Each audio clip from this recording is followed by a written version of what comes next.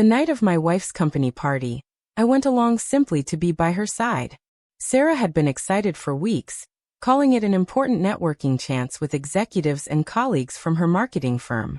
I wasn't familiar with most of them, and honestly, I preferred it that way. I dressed sharp, carried myself with calm confidence, and decided my role was clear.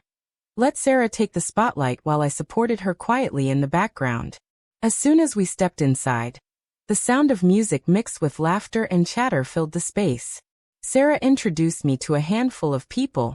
Most were polite, exchanging the usual pleasantries. Then I met Daniel. Tall, arrogant, and carrying that kind of smirk people wear when they think the world owes them something. He clasped my hand in a grip that felt less like a greeting and more like a contest. "So, you're Sarah's husband?" he asked, giving me a look that made me feel like an intruder at his private gathering. "That's right," I replied evenly. His eyes traveled over me, then he smirked. "Must be nice not having to stress about work while your wife's out here chasing success." The words were wrapped in politeness, but the condescension was obvious.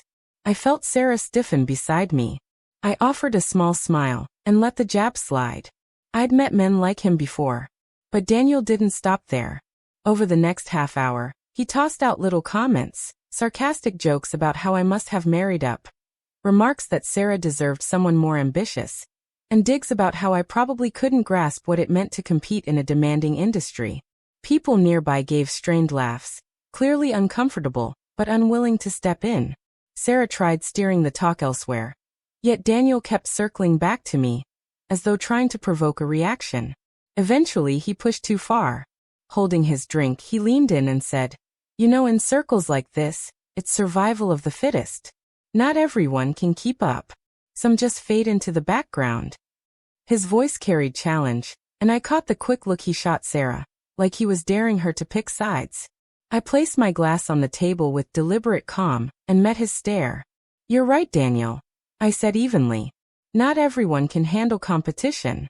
But here's the thing. I've spent the last 10 years surviving in environments far more brutal than anything you'll find here." He tilted his head, half intrigued, half skeptical. "Oh yeah? Doing what?" I kept my tone steady, unshaken. "Special Forces. 10 years. Multiple deployments overseas. After that, I moved into private security, working for high-profile clients. My work has always been about staying ahead of people whose only goal was to end me. So forgive me if I'm not too worried about office politics." The smirk slid off his face, and suddenly the atmosphere shifted. Silence hung for a moment, until someone forced a nervous laugh. Daniel tried brushing it off with a muttered, "Just kidding," and focused intently on his glass. His earlier bravado drained away. Beneath the table, Sarah squeezed my hand. A quiet thank you for keeping my composure until the right moment. For the rest of the night, Daniel kept his distance. When we did cross paths, his tone was cautious, almost respectful. Meanwhile, others at the party grew curious, asking about my background. I kept my answers vague. I hadn't come to impress anyone. I only needed one man to understand that appearances can be misleading. On the way to the car, Sarah chuckled softly. "You didn't have to tell him all of that." I grinned. "I didn't. Just enough." Driving home, I thought about how often people misjudge others based on surface impressions. Daniel had looked at me and seen someone ordinary. What he never expected was that the quietest person in the room might also be the most dangerous. That night, he learned the hard way. From then on, Sarah told me, Daniel was nothing but polite, almost excessively so. At future work events, he gave me space and never threw another jab my way.